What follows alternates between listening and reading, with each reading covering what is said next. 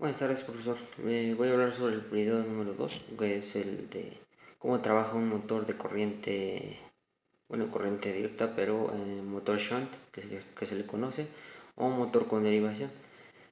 Bueno, este tipo de motores es es difícil de comprender en algunos casos en la conexión nada más, que fue lo que más se me hizo complicado. Este, Bueno, las características de ellas son las conexiones, como lo dije. em, que bueno, yo investigué y estuve viendo y, por ejemplo, es conectar los cables del campo en paralelo con los terminales de la armadura. Van paralelamente las conexiones. Así trabaja este tipo de motores y directamente su potencia del inducido.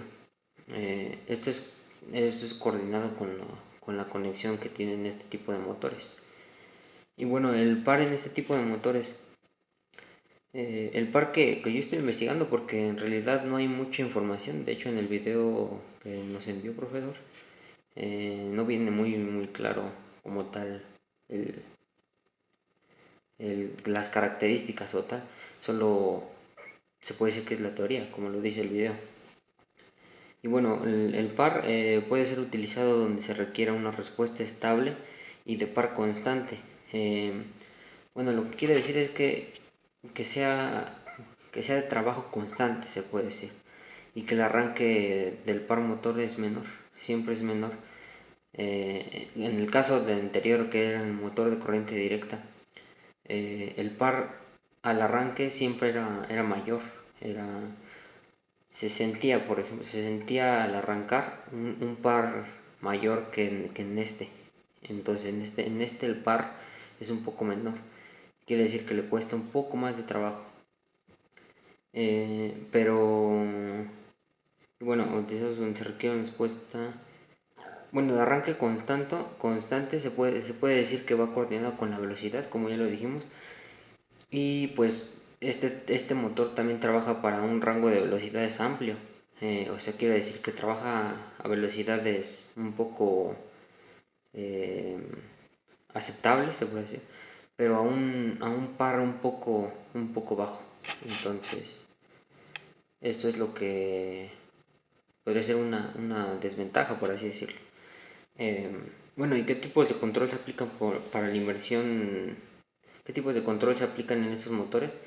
Bueno, uno de los más claros que yo encontré es para la inversión de giro.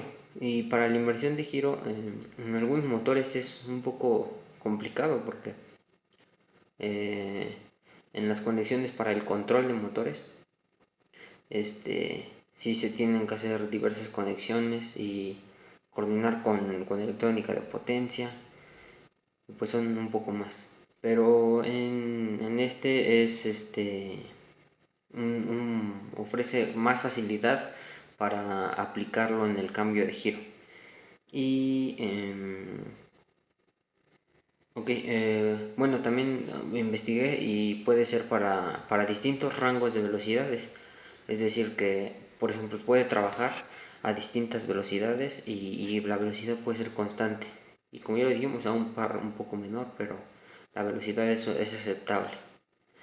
Y algunas desventajas y ventajas puede ser que la ventaja más clara, que ya la dije, puede ser que trabaja a velocidades constantes y a velocidades aceptables. Y la velocidad disminuye más cuando aumenta el par. Exacto. Bueno, como en todos los motores que estuvimos viendo. El par cuando aumenta, la velocidad disminuye.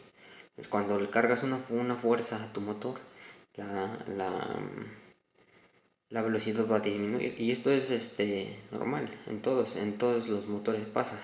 Entonces, pues ese sería una ventaja, la de la velocidad, pero una desventaja, la del par. Y eso es en todos los motores.